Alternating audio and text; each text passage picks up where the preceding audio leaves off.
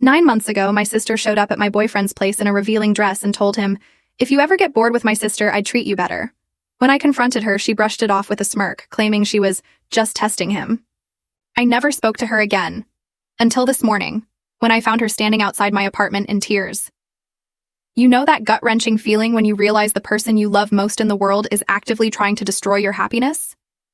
That's what it felt like when I discovered my own sister was trying to steal my boyfriend, not just once, but over and over again. And that was just the beginning of the nightmare. Adam and I had been together for almost 3 years, and honestly, he's incredible. Kind, hardworking, incredibly successful, but totally humble about it. He's everything you could want. Then there's my sister, Mia. Since we were kids, she's always had this obsessive need to win, especially if it meant taking something from me. If I got a new toy, she'd pout until it somehow became hers. If I had friends over, she'd worm her way in and try to make me look silly. I still remember when I was 14 and had my first crush. I stupidly told her in confidence. The very next day, she showed up at school in her nicest outfit, practically glued herself to him at lunch, giggling at everything he said. Later, she actually bragged to me, "He talked to me more than you. Guess he likes me better." I kept telling myself she'd grow out of it. She never did. The moment I introduced Adam to my family, Mia's eyes practically lit up when she saw his car. She grilled him about his job, his salary, his apartment. I laughed it off, but deep down, I felt that familiar knot of unease. Over the next few months, whenever Adam came over, Mia was like a shadow. Low-cut tops, constant hair flipping, saying things like, "Wow, I wish I could find someone like you." Sometimes she'd even joke, "If you and my sister ever break up, you'll call me, right?" Adam would just laugh awkwardly and change the subject, but it made my skin crawl. When I finally confronted Mia, she just rolled her eyes. "Oh my God, you're so insecure. I'm just being friendly. Not my fault if your boyfriend likes talking to me." Things finally exploded 2 months ago. Adam and I hosted a small dinner party at his apartment, and Mia showed up dressed like she was going clubbing. Skin-tight dress, high heels, perfume you could smell from across the room. The entire night she was glued to Adam, touching his arm, leaning in close, and at one point she whispered something in his ear that made him visibly uncomfortable. I pulled her aside, my voice tight. "What are you doing?" She just laughed. "Relax, I'm just making conversation. You should be thanking me for keeping your man entertained." I wanted to kick her out right then, but Adam, bless him, asked me to let it go so the night wouldn't be ruined. A week later, Adam told me something that made my stomach drop. Mia had shown up at his apartment unannounced while I was at work. She brought a bottle of wine, claiming she needed someone to talk to. Adam said she sat next to him on the couch, crossed her legs, and started talking about how lonely she was.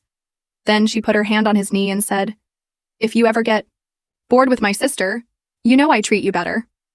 Adam, being the amazing man he is, told her to leave immediately and made it crystal clear he wasn't interested. And he told me right away. I called Mia that night, my voice shaking with rage. "Have you lost your mind?" She didn't even deny it. She just smirked. "You're overreacting. I was just joking. If he didn't want me there, he could have kicked me out." When I said Adam did kick her out, she scoffed. "Whatever. Maybe I was just testing him. You should be glad he passed." Testing him? That was her excuse. I told her she was pathetic, selfish, and disgusting for trying to sabotage my relationship. She shot back, venom dripping from her words. "You're just mad because you know I could take him if I wanted to. You've always been jealous of me." That was it. The absolute final straw. I told her we were done. As sisters. No more calls, no more visits, no more pretending we were family. She laughed like it didn't matter, but I could tell my words hit her. When my parents found out, they begged me to forgive her. My mom, tearing up, said, "She's your sister. You can't just throw her away over a man."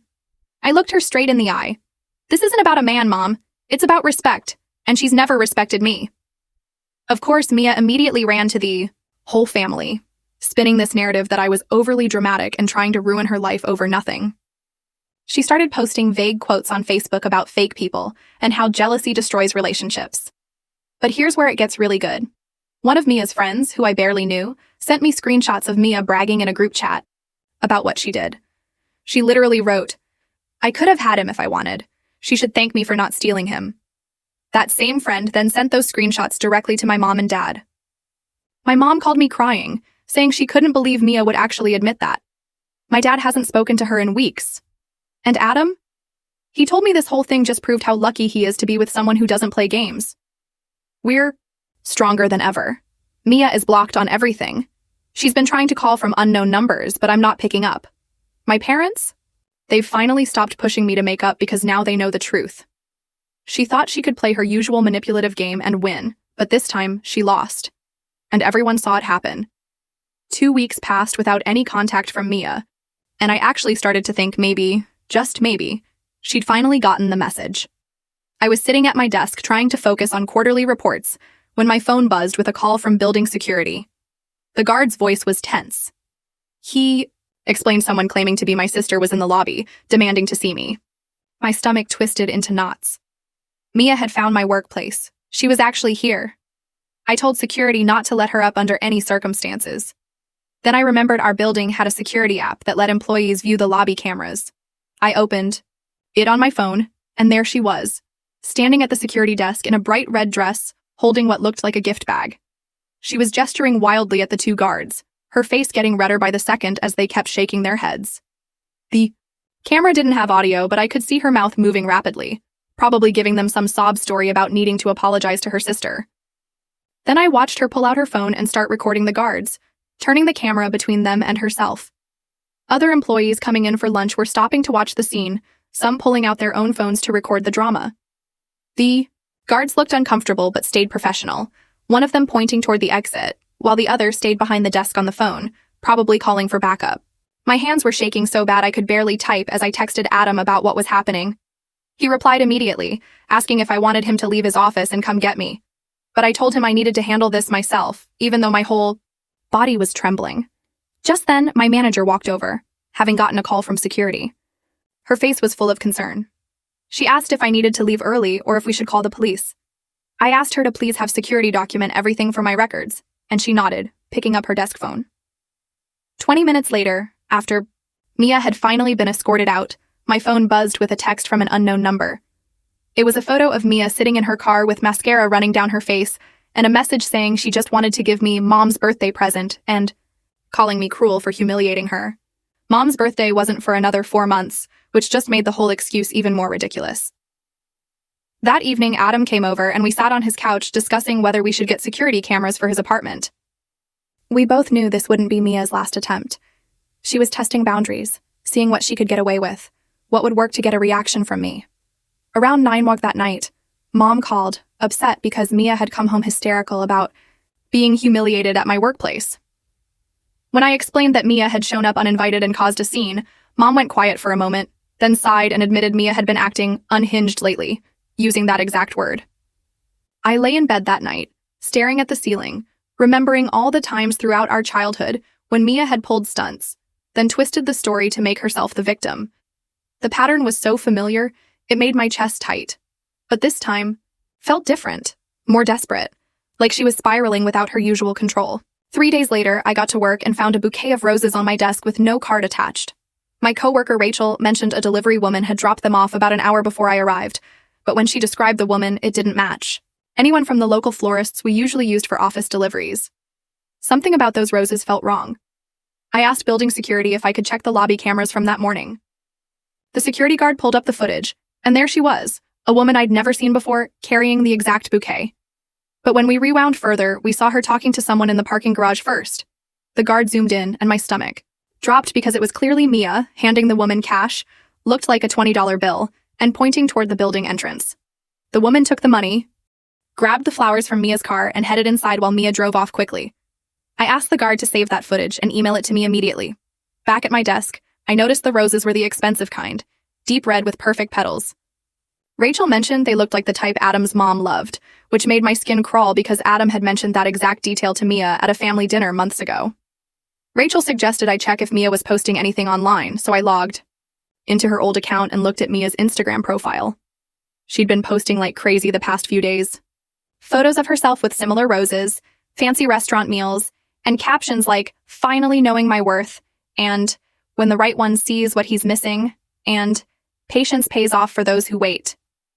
That afternoon, Adam texted me that his coworker Brad had just messaged him something weird. Brad said a woman who looked exactly like the sister Adam had described was at their building's coffee shop that morning, asking the barista about Adam's usual order. She told the barista she was picking up coffee for her sister's boyfriend as a surprise and needed to know his exact preferences. The barista hadn't given her any information, but Brad recognized her from the company holiday party last year and thought Adam should know.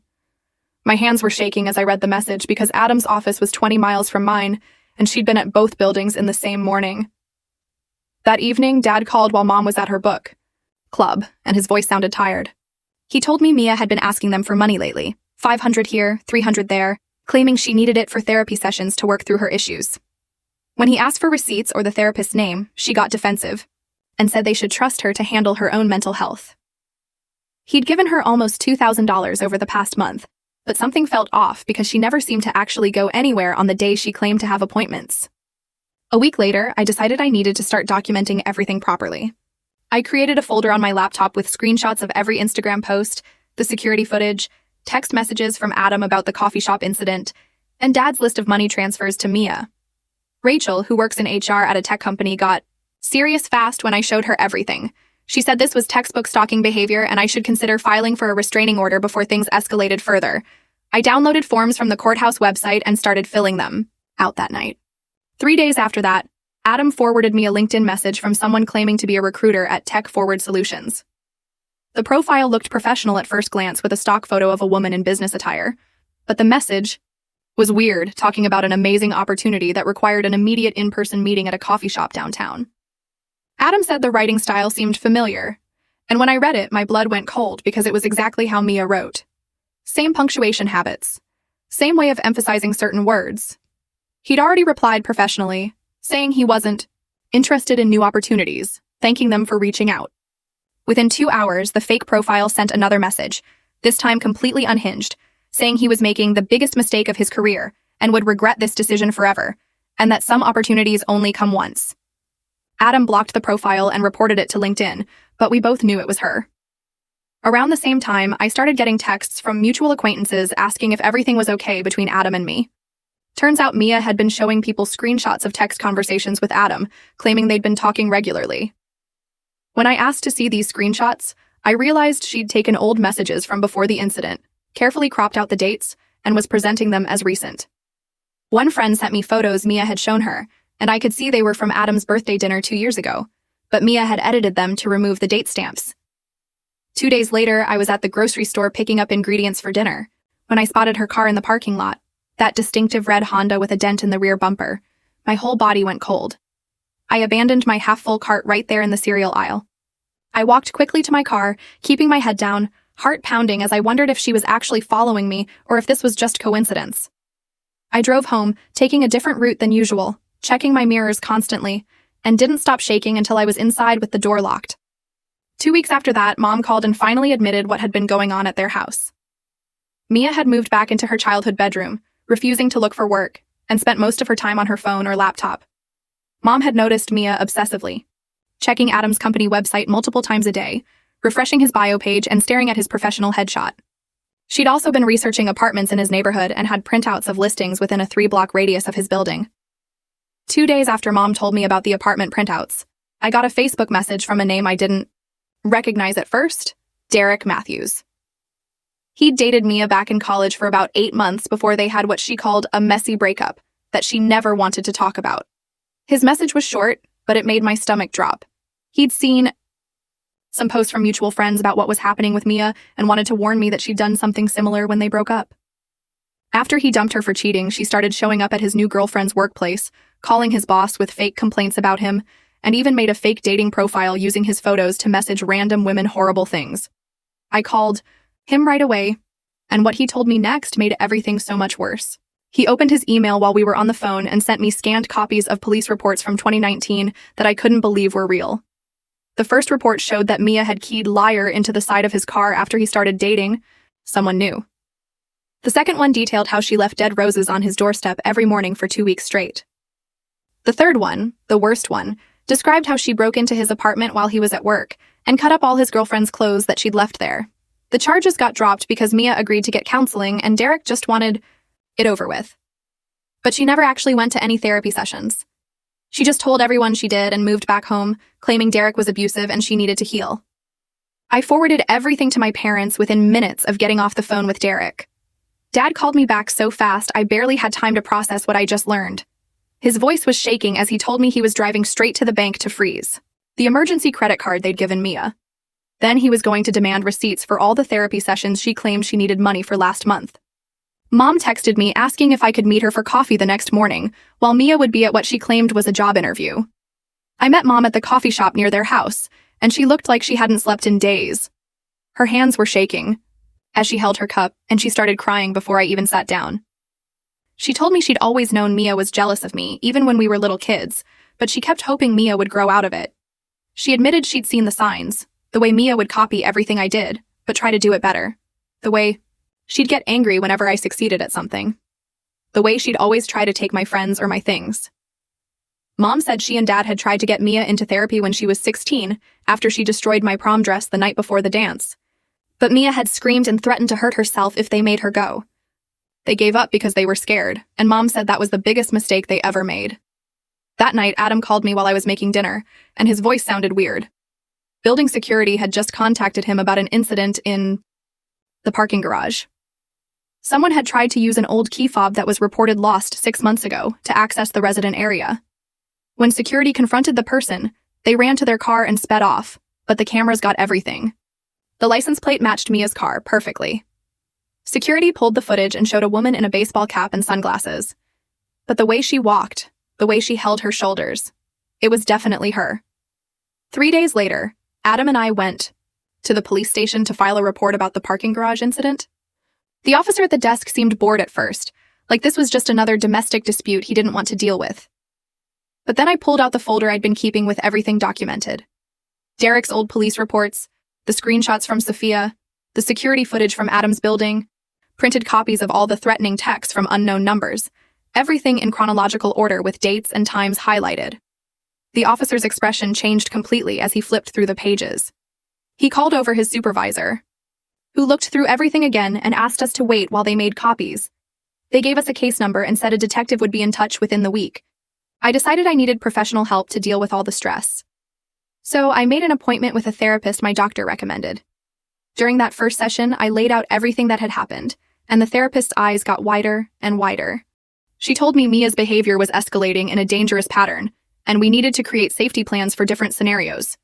We spent the rest of the hour going through what to do if Mia showed up at my work, at Adam's apartment, at my apartment, or tried to approach me in public. She gave me a list of security measures to implement immediately and told me to document absolutely everything, even things that seemed minor.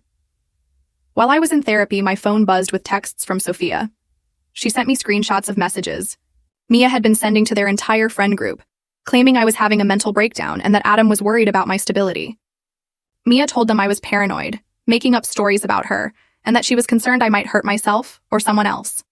Some of the friends were buying it and asking Sophia if they should reach out to me or call someone to check on me. Sophia told them all it was lies, but Mia kept pushing her narrative, even creating a group chat called Supporting Emma Through Her Crisis, where she played the concerned sister. I started changing my routine immediately after reading those messages, different routes to work every day, going to the gym at random times instead of my usual 6 a.m. slot, eating lunch at different places or at different times, never posting on social media about where I was or where I was going. The constant vigilance was exhausting. Checking my mirrors while driving, scanning every room I entered, jumping whenever someone walked too close behind me. I felt like I was living in a spy movie, except the villain was my own sister. About a week later, Adam was getting home from work when he noticed something shiny on the hallway floor outside his apartment door.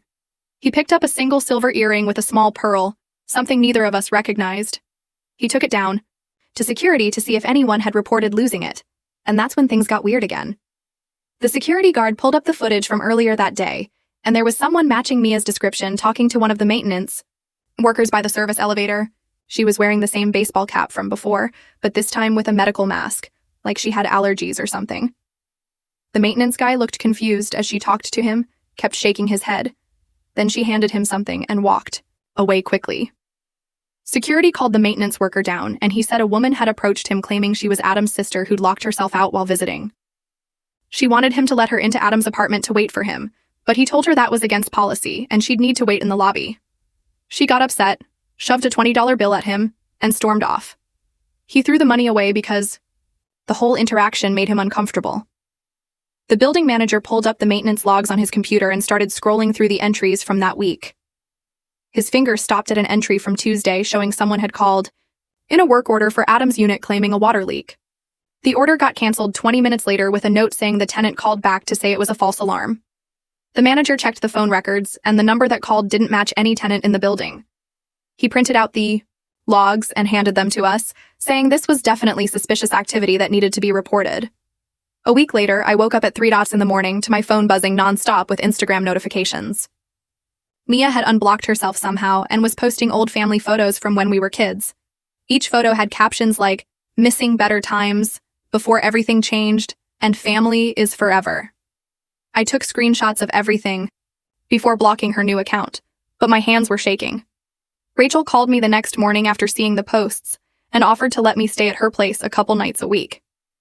She said if Mia was watching my patterns, it would be good to switch things up and be unpredictable. I packed a bag and started staying at Rachel's on Tuesdays and Thursdays while she worked her night shifts. Dad called me 3 days later, sounding confused because he'd been checking their Amazon account for a return. He found orders for books Mia had bought using their saved credit card without asking. The titles made his stomach drop, including Winning Back Trust After Betrayal, and Manipulation Tactics in Relationships, and weirdly, Corporate Espionage for Beginners. He canceled the orders and removed her access to the account, but the damage was done. 2 weeks passed before Adam's company had their big public demo day where they showed off their new software to potential investors. I was sitting in the audience watching Adam present when I saw a familiar figure in a business suit walk in late. Mia. She had somehow found out about the event and was pretending to be an investor, asking technical questions during the Q&A. During the break, she cornered Adam near the coffee station and started talking fast about how sorry she was. Adam's CEO noticed him looking uncomfortable and walked over, asking if everything was okay. Adam introduced Mia as someone who needs to leave, and security escorted her out while she kept insisting she was a legitimate attendee. The next morning, we went to the police station with all our documentation, including the maintenance logs and screenshots. The detective assigned to our case looked through everything and said we had enough evidence of escalation to pursue a no-contact order.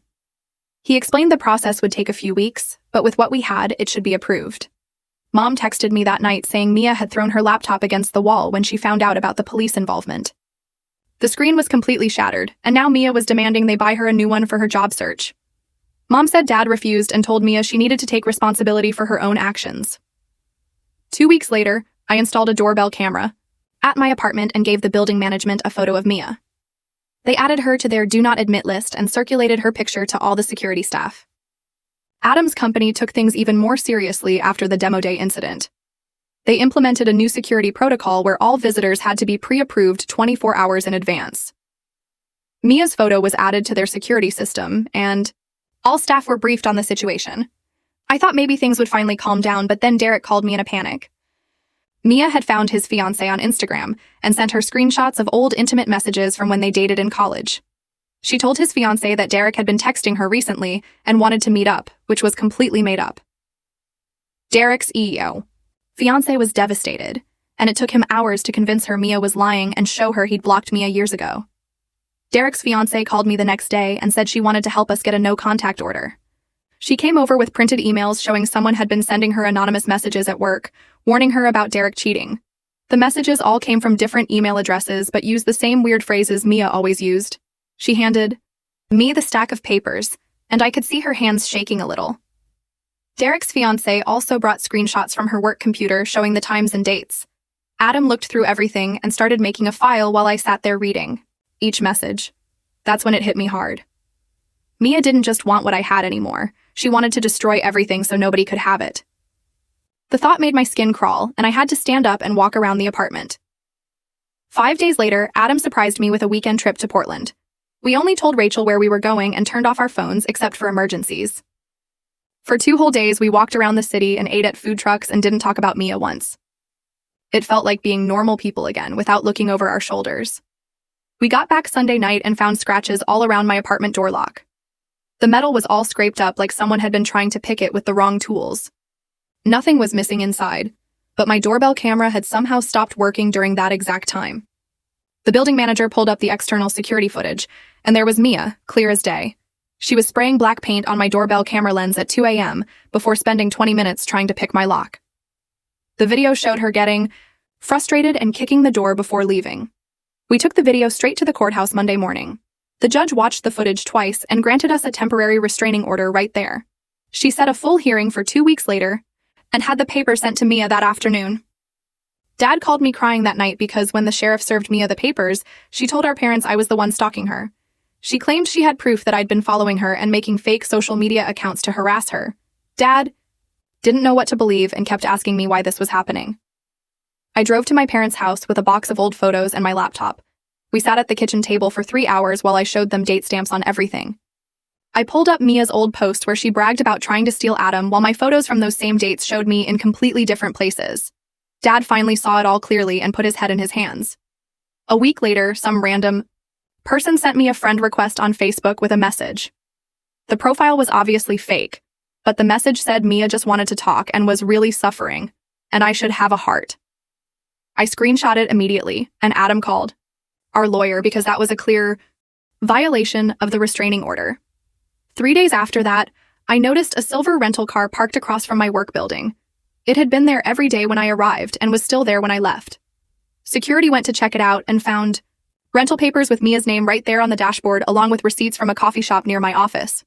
Our lawyer told us to photograph everything and keep documenting each violation since it would help us get a permanent restraining order. I took pictures of the car, the rental papers, and the receipts, then emailed everything to our lawyer that same afternoon. The security guard at my building started keeping a log of when the car showed up and when it left. That night, Adam couldn't sleep and kept checking the locks on all the windows and doors. He finally admitted he'd been having nightmares about Mia breaking into our place while we slept. We decided to book a hotel room for the night before the court hearing just to feel safe. Rachel called me the next day and said she and a bunch of our friends wanted to come to the hearing as witnesses. They'd all seen Mia's crazy behavior at different times and wanted to support us. I started crying when she told me because I hadn't realized how many people had noticed what was happening. The hearing was set for 3 weeks later, and as the date got closer, my anxiety got worse. Mom called me the night before and said she was coming to support me, even though Mia had threatened to never speak to her again if she did. Dad couldn't bring himself to choose sides publicly, so he stayed home. The morning of the hearing, we got to the courthouse early, and our lawyer was already there with a thick folder of evidence. Mia showed up with her own lawyer, wearing a conservative dress I'd never seen before, trying to look innocent. When the hearing started, everything seemed to be going our way until Mia's lawyer pulled out printed text messages, supposedly from Adam, saying he was interested in her. My stomach dropped, but our lawyer immediately asked to examine them, and within minutes proved they were badly photoshopped. The metadata showed they were created just 2 days ago, and the font didn't even match real iPhone messages. Judge looked angry and asked Mia's lawyer if he knew the messages were fake. He claimed he'd just received them from his client that morning and hadn't had time to verify them. The judge spent another hour reviewing all our evidence, including the rental car stalking, the social media posts, and the witness statements. He granted a 2-year restraining order that included no contact through any means, including digital or through third parties. Mia jumped up and screamed that we'd ruined her life before her lawyer grabbed her arm and pulled her out of the courtroom. After the hearing, Mom asked us to come to her house because she needed to talk to us about something important. When we got there, she looked exhausted and told us she and Dad had given Mia 30 days to find somewhere else to live. The family home wasn't safe for anyone anymore with all the drama, and Mom couldn't handle the stress. That night, back at Adam's apartment, he got quiet and then said this whole experience had shown him we could handle anything together. He asked if I wanted to officially move in with him. Not because we were scared, but because he wanted to wake up next to me every day. I said yes immediately, and we started looking for a new place the next week, somewhere in a different neighborhood where Mia wouldn't know to look for us. We spent hours on apartment websites, touring places on the other side of the city, trying to find somewhere that felt like a fresh start. Just when I thought things were calming down, Sophia sent me new screenshots from Mia's Instagram, where she was telling people we were all in a polyamorous relationship, and I was the jealous one who couldn't handle sharing. My phone started blowing up with messages from people we both knew asking if the posts were true. I spent the next 3 hours typing out the same explanation over and over to confused friends and coworkers. Rachel called from work asking why Mia was posting about me being in some weird relationship setup. 2 of Adam's coworkers texted him screenshots asking if everything was okay at home. My old college roommate messaged me saying she always knew something was off about Mia, but this seemed extreme even for her. Each message made my hands shake harder as I had to relive the whole mess again and again. Adam finally took my phone away and told me to let him handle the responses while I tried to calm down. The next morning, our lawyer called to say she was sending Mia a formal cease and desist letter about the defamatory posts. She had 48 hours to remove everything, or we would pursue additional legal action for harassment and defamation. The letter went out by certified mail that afternoon, with copies to her last known address and her workplace. 3 days later, I was at the grocery store picking up milk when someone tapped my shoulder. It was Jessica, one of Mia's friends from high school, who I barely remembered. She looked uncomfortable, but said she needed to tell me something about Mia. We stood there by the dairy section while she explained how Mia had done the exact same thing to her college roommate years ago. The roommate had a boyfriend Mia wanted, and Mia spread rumors about them having threesomes until the guy broke up with the roommate out of embarrassment. Everyone dismissed it as sister drama or girl drama, but Jessica said she always wondered if there was more to it. She gave me her number in case I needed someone to back up that this was a pattern with Mia. 2 weeks passed with more apartment hunting and security planning before we finally found the right place. The building had everything we needed, including key fob entry at every door and security guards working 24/7. We signed the lease that afternoon and started packing immediately. Mom called the next day crying because she discovered something while helping Mia look for apartments online. Mia had been using Mom's maiden name on all her applications to hide the restraining order from potential landlords. The deception hurt Mom more than she expected, and she kept saying she didn't raise Mia to be dishonest like this. A week later, Adam got an email about an amazing job opportunity from a company called Tech Vision Solutions, offering him double his current salary. Something felt wrong about it, so he forwarded it to his IT friend who traced the email headers. The IP address came from a coffee shop 2 blocks from where Mia's friend lived. We added it to our growing file of restraining order violations, and our lawyer said we now had enough evidence for criminal harassment charges if we wanted to pursue them. She recommended documenting everything, but waiting to see if the cease and desist letter would make Mia stop first. My therapy session that week turned into a breakthrough moment I didn't see coming. I was talking about missing the sister I used to play with as a kid when my therapist asked me to describe specific memories. I couldn't find any that weren't tainted by Mia trying to take my toys or friends or attention. That's when it hit me. I had been mourning a sister who never actually existed. The Mia I wished I had was just a fantasy I created to cope with the reality of who she really was. 3 weeks later, we finished loading the last box into the moving truck and drove to our new apartment across the city. The security guard checked our IDs and key fobs before letting us into the parking garage. We spent the day unpacking and setting up our new home with its reinforced door locks and security system. That night, I actually slept 8 hours straight without waking up in a panic for the first time in months. The next morning, Dad texted me that Mia had moved in with some guy she met online after knowing him for exactly 1 week. He was worried about her making such reckless decisions, but acknowledged he couldn't control what she did anymore. He said she seemed desperate to find someone to take care of her, now that the family had stepped back. 3 days passed before Rachel called me at work, her voice shaking so bad I could barely understand her. Someone had called her company's HR department claiming to be doing a background check on me for some government job. They asked all these weird questions about my mental health and if I had any history of making false accusations against family members. Rachel's boss pulled her into a meeting because the caller specifically asked about our friendship and whether Rachel had ever seen me act unstable or violent. The HR manager got suspicious when the caller couldn't provide any official documentation and started asking really personal stuff about my relationships. They traced the call to a prepaid phone bought with cash at a gas station 20 miles outside Seattle. The caller knew things like where I went to college and the name of my first job out of school. Rachel's HR department filed a report with the police since impersonating a government official is a federal crime. I drove straight to the police station and added this to our growing harassment file against Mia. The detective looked through everything and said with the restraining order violations plus this new stuff, she could be looking at actual jail time. He helped us file formal criminal harassment charges that afternoon. That night, Mom called me sobbing because Mia had shown up at their house screaming about needing money for a lawyer. She kept saying we were trying to destroy her life with lies and that she never did anything wrong. Dad had to physically block the door while Mom called the police, but Mia left before they arrived. The prosecutor's office called me 3 weeks later with an update on the case. They were offering Mia a plea deal of 6 months probation with mandatory therapy if she admitted to the harassment. If she refused and went to trial, she could face up to 18 months in jail. I was at Pike Place Market the following Saturday when I saw a woman with Mia's exact haircut walking toward me.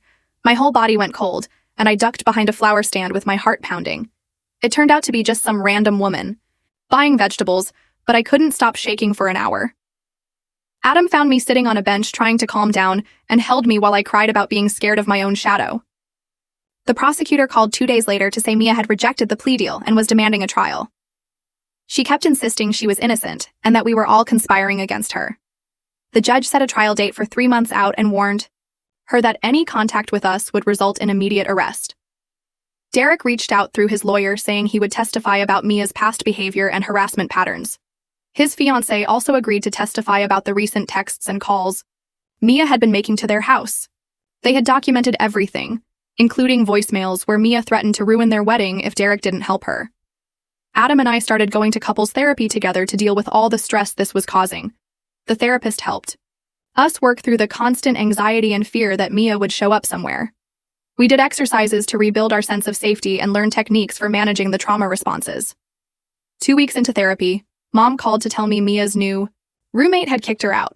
He caught her going through his desk trying to get into his bank statements and credit card information. She was now sleeping on different people's couches and posting on social media about being a victim of circumstances. The next Monday, I went back to work full-time for the first time in weeks. The company had installed new keycard readers on every floor and hired extra security guards who now check IDs at the main entrance. Rachel met me at my desk with coffee and showed me the panic button they'd installed under my workstation. It felt weird being back, but also good to have some normal routine again. 3 days later, Adam called me from his office sounding confused. Someone had left an envelope on his desk while he was in a meeting, and it had no return address. Inside was a typed letter warning him that I was just like my sister, and he should run while he could. The letter said I'd eventually show my true colors and destroy his life just like Mia destroyed everyone around her.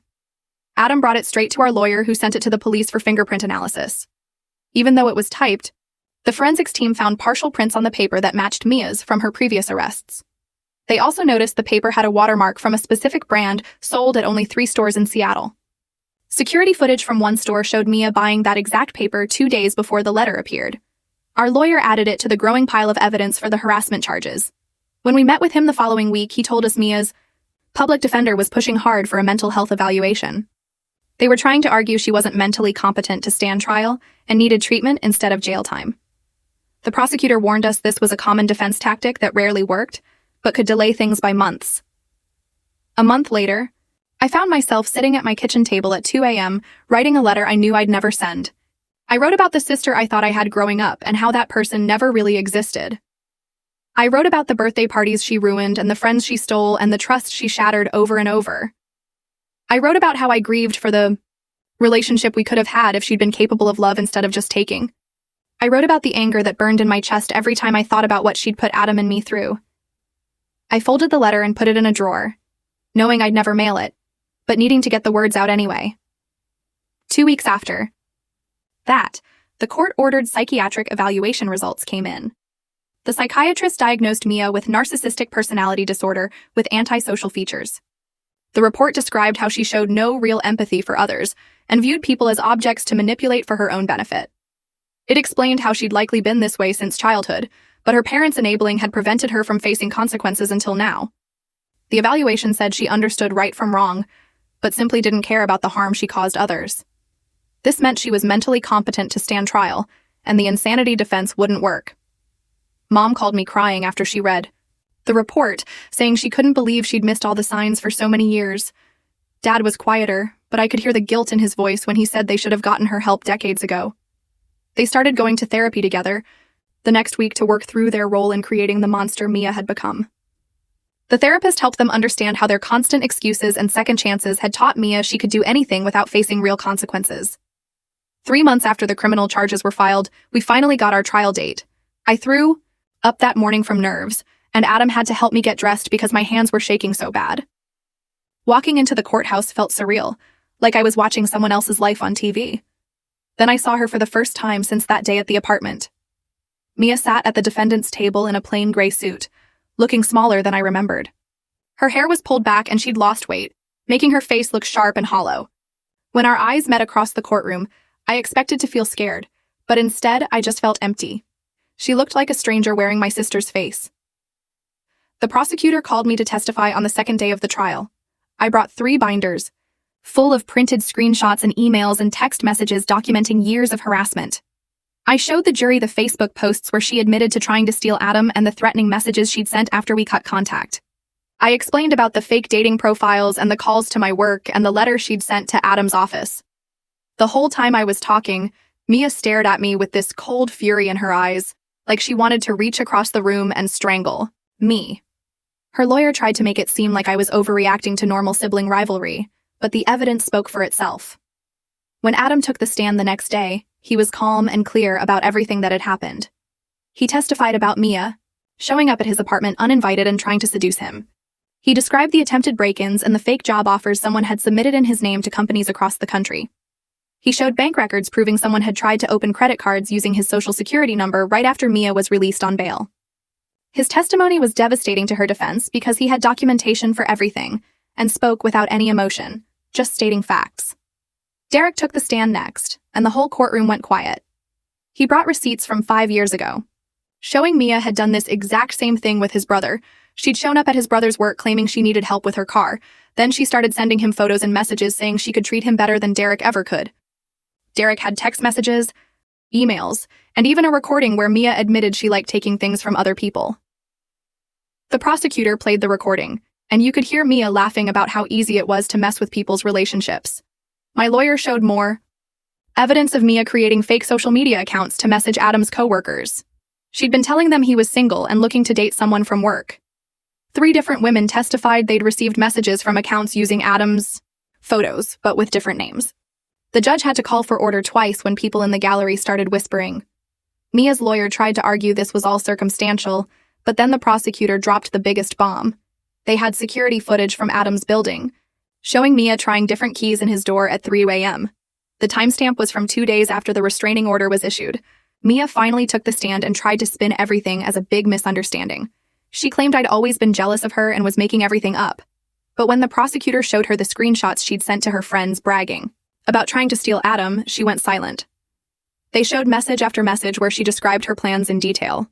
One message said she was going to wear Adam down until he realized I was the wrong sister. Another said she'd already picked out their wedding venue. The prosecutor asked her to explain the credit card applications in Adam's name. She stammered something about identity theft being common these days. Then they showed her laptop search history with articles about opening accounts in someone else's name. The jury only took 40 minutes to deliberate. They came back with guilty verdicts on criminal harassment, stalking, identity theft, and violating a restraining order. Mia stood there shaking as the judge read the verdict. She got 18 months probation, mandatory psychiatric treatment, and 6 months in a residential mental health facility. The judge also issued a permanent restraining order covering me, Adam, and our families. She had to pay $20,000 in restitution for the security systems we'd installed and the legal fees. Her lawyer tried to argue for a lighter sentence, but the judge said Mia showed a dangerous pattern of escalation. Outside the courthouse, Mom grabbed me and pulled me into the tightest hug. She whispered that she was proud of me for standing up for myself and Adam. Dad stood next to us with tears in his eyes. A week later, Adam and I had dinner at our favorite Thai place. We didn't talk about winning or losing, just about moving forward and building our life together. The owner brought us free dessert when he heard we'd been through something tough. 3 days after that, Dad texted me that Mia had checked into the court-ordered treatment facility. She was in a halfway house for people with personality disorders and obsessive behaviors. The program was supposed to last 6 months minimum with possible extensions if she didn't show improvement. I went through my phone that night and deleted every photo of Mia except one. It was us at ages 5 and 7 building sandcastles at the beach before everything turned into competition. I kept it to remember there was a time when she was just my sister. Rachel threw us a housewarming party at our new apartment 2 weeks later. We'd moved across town to a building with better security and doormen who actually checked IDs. She invited only our closest friends who'd supported us through the whole nightmare. Everyone brought food, and nobody mentioned Mia's name once the entire night. 6 months passed before I heard anything about Mia again. Her therapist sent a letter through my lawyer saying Mia wanted to communicate something. It wasn't an apology or admission of guilt. She wrote that she understood she needed help and was working on understanding why she did what she did. I read it once and filed it away in a folder marked past. Some bridges are meant to stay burned, and some people need to stay in your rearview mirror. Adam found me standing by our new apartment's window that night, looking out at the Seattle skyline. He took my hand and we stood there watching the ferries cross the water. We didn't need to say anything because we both knew we'd survived something that could have destroyed us. The restraining order would last forever, but the fear was finally starting to fade. We had new locks, new routines, and a new chance to build something without looking over our shoulders. Mia was getting help, but that was her journey now, not mine. I'd spent 3 years protecting what I'd built with Adam, and now we could finally just live it.